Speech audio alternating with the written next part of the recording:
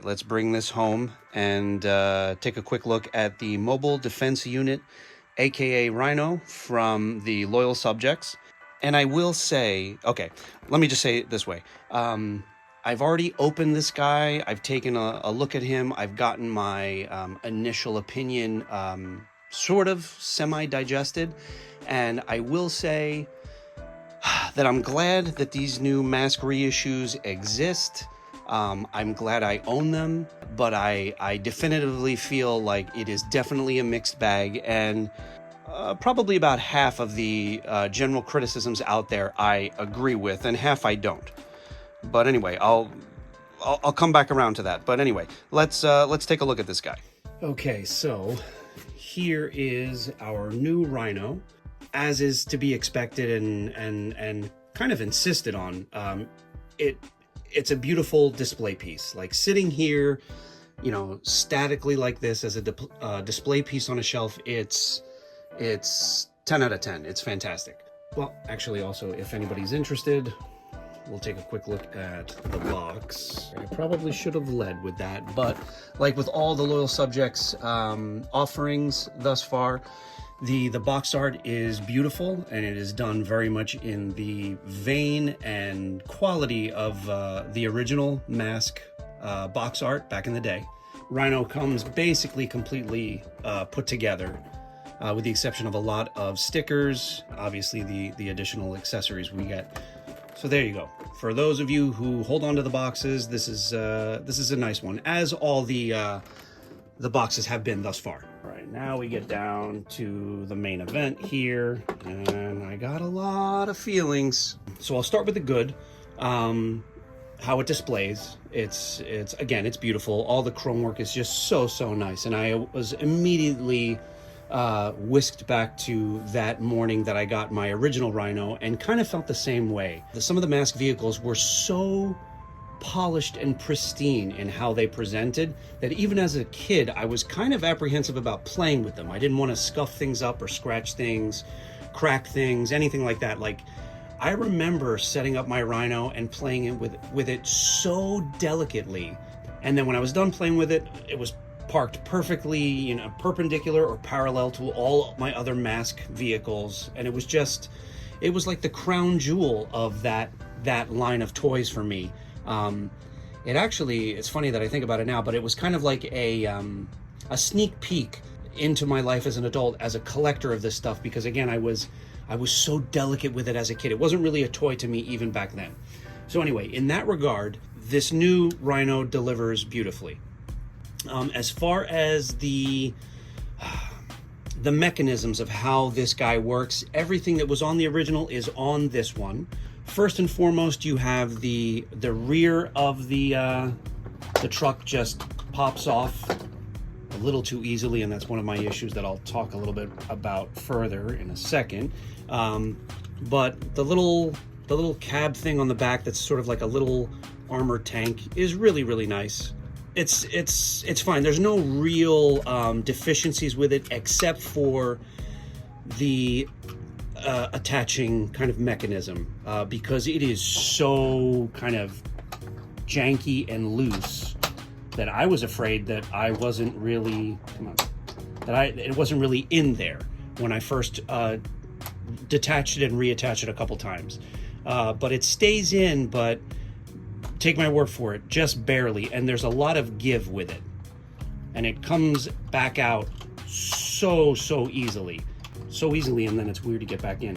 That kind of anyway, what was I saying? Yeah, that kind of pisses me off. I really do like when things are constructed well. Like, I don't care how simple a toy is, but if all of its joints are tight and mechanisms spring and lock the way they're supposed to, I'm good. I really am. So that's a problem for me. Other note.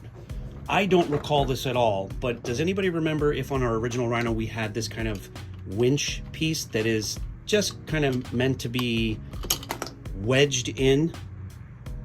I'm never going to do anything with it. The wheel that like unspools the rope on this is either stuck or just doesn't work. Again, it might sound like I'm already like spiraling with my criticisms. This one's not really a criticism because I would never do anything with this. It is something else that's packed in with Rhino here. As far as the other gimmicks, you saw accidentally one of them work. On mine, it happens to work fine. You press this first button back here, and the battering ram does sort of like spring open, and thankfully mine locks fine. The cab, as everybody knows, or should know, if you're watching this video, I would assume you know, you pull the cab out like this, and it extends, this flips down, and you've got sort of like the control center in there. I am grateful that that sticker in there was the one sticker I did not have to put on. Everything else you kind of put on, but that one was already done, thankfully. And then as far as the giant missile in there, mine is kind of a hair, not a hair trigger, the opposite of that. Like I really have to force it. Oh, and then it does its thing. And who'd I knock over? But again, something else that I was holding my breath wouldn't work on my copy of this Rhino, but it does, thank God. I'm not showboating about it, I'm just kind of relieved. And you really have to push it in there to get it locked in. There's one kind of false click in, and then you have to force it down further, and then it goes in. The other gimmick is the ejector seat, which is another gimmick on this one that works, but it's a little janky. That's kind of like the word I have for all the mechanisms on this Rhino. Is everything on mine works, but it's janky. So you push the second button, and the seat deploys outwardly, pushing the door open, and whoever's sitting there flies out. Great, it does what it's supposed to do. Pushing it back in, see, there we go. I have to kind of muscle it a little bit, and I don't like that. I simultaneously feel like I have to be delicate with this, but I also have to force things to make it work. The doors are very, very loose too on mine. I could sneeze and the doors will fly open or shut. All right, the smokestacks do extend and then swing down. You've got your cannons there, yay. My Rhino, everything works, which I know is not the case for everybody with this. And if you've been watching any reviews of these guys, then you know that this Rhino is basically a one-to-one remake for the original. Again, as far as display value is concerned, this thing checks all the boxes. It is what it's supposed to be, which is an update for collectors on this guy who's really tough to find complete with not a lot of chromeware, with all the mechanisms and all the gimmicks working. That's what this guy, in my mind, is supposed to be, like a substitute for trying to track down one of these that works and is complete. It's a reissue. It's so funny though, like even just moving this into frame, the weight difference is not that obvious. Like this guy does have some heft, but I think it's for the kind of the undercarriage stuff, because this plastic is definitely thinner than this plastic. Not by a lot, but it is. But it's just so funny that as far as like the firmness of the things clicking into place and everything, this is 40 years old, and this back like tank thing fits so much more tightly on my old one than the new one. Look at it just hanging off. I don't like that. All right, before I drone on and on about some of the issues and some of my overall thoughts on this thing, let's steamroll through the other additions that come with this Rhino, and they're positive ones. I'm pretty much completely happy with the updates on the figures. We get our Brusato and our mat tracker just like we did with the original. Those guys are right here. A nice update on the mask for Bruce, and everything else is pretty much a direct copy or inspired directly by the original figure. Same can be said for the mat tracker mask, an outfit for this version of him. Same update on the articulation for these guys, of course. And the Brusato mask is really tight, too tight. Yeah, getting the mask off takes some muscle. And I am still worried I'm gonna scuff some paint on the faces, so these masks will probably either stay on or stay off. I don't know what to do with them yet. Matte Trackers goes on and off a little easier. I'm happy about that. And then, of course, because it's 2025, we always have to have a bunch of extras. So we do get the additional masks with the blast effects molded onto them. As I said before, I like these little add-ons, but I'm not gonna do anything with them. And of course, we get some blast effects. We get these two, which I guess can be used for the smokestack.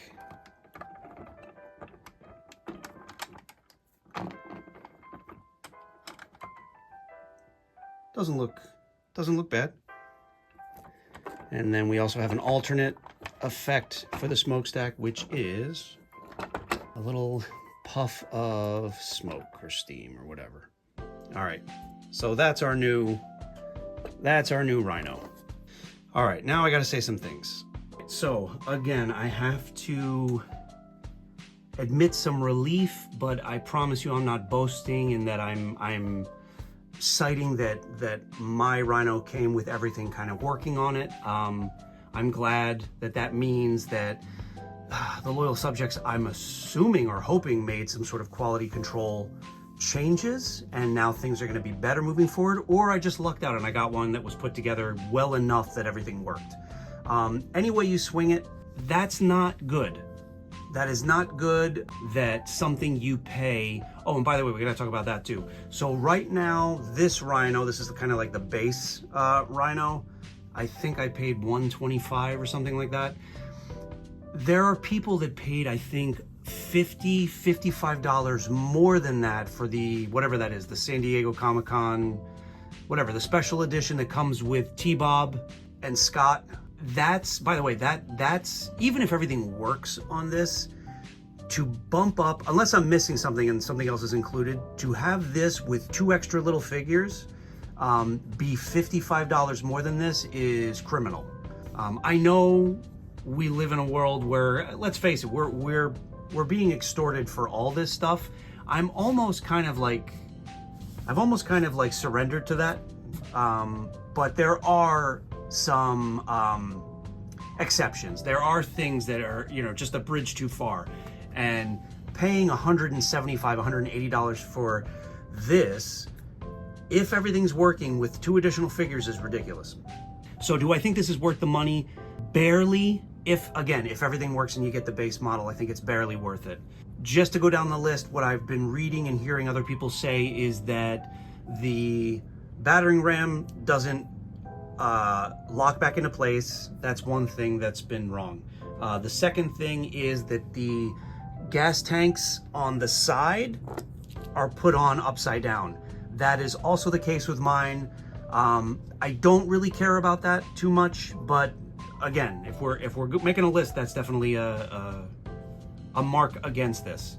The secureness with which things are locked into place and unlock is nowhere near good enough, and that's something that this particular offering, their Rhino, is just, it's not good enough. What else? There's so many things wrong that I've been reading about. So this is one thing I honest to God can't tell if it's right or wrong.